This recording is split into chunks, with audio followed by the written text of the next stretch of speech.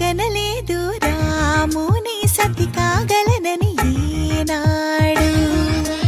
రాముడు అనుకోలేదు జానకి పతి కాగలనని ఆనాడు.